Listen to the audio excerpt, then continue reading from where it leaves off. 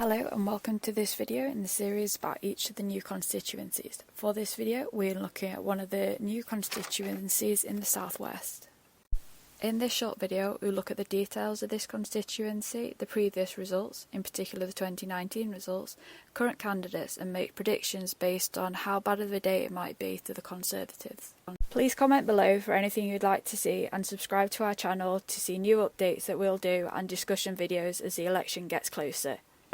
There are lots of changes with boundaries in the next election, so we're going to give a quick overview of how the boundaries are changing and how it's going to affect each seat.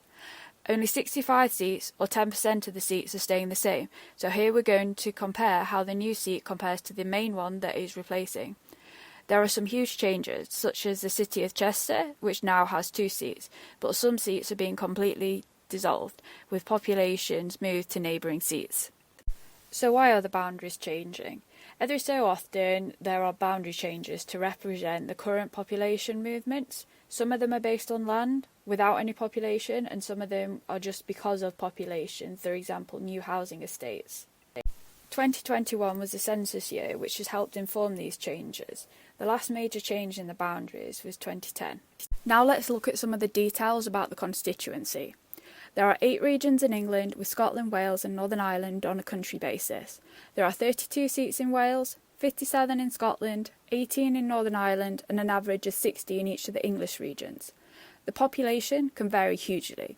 The highest is nearly 152,000, which is in Birmingham Ladywood, while the lowest is less than 27,000, which is in the Western Isles of Scotland, which also has the lowest electorate at 21,000.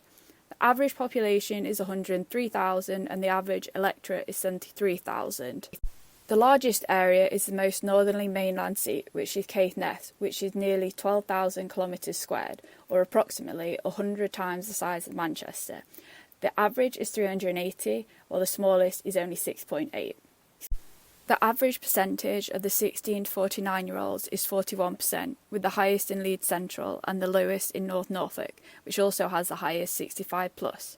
The average 65+ is 38%, with the minimum at 15%, which is in the area around Canary Wharf. Density averages nearly 1,400, with the highest in Bethnal Green and the lowest in Caithness. There is no boundary change, so it's as you were.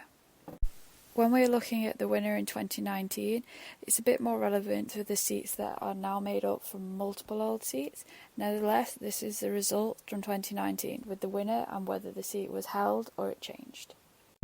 Here are the winning party and those that came second, and also the majority. The size of the majority is key when considering how this seat might change. Maybe not so much when there's a big Labour majority or Lib Dems, but for pretty much any Conservative seat, it's possibly not considered safe, bar a very extreme few. The same for the SNP. Some of these are really up for grabs, particularly for Labour and the Lib Dems. Here we see the vote share at the last 4 elections for the 5 main parties in England: the Conservatives, Labour, Lib Dem, Green and a combination of Brexit or UKIP. The Brexit UKIP vote was distorted in some constituencies in 2019 because if they were held by the Conservatives in 2017, they didn't stand against them. Nevertheless, we can see the changes that occurred throughout the different elections. This is a list of candidates that are on the ballot papers of this constituency. This is now a finalised list as the deadline to register as a candidate has passed. Given the forecast, this seat could go either way. Thank you for watching this video. We hope you learned a lot about the new constituencies. Please subscribe to our YouTube channel, follow us on Instagram and Twitter.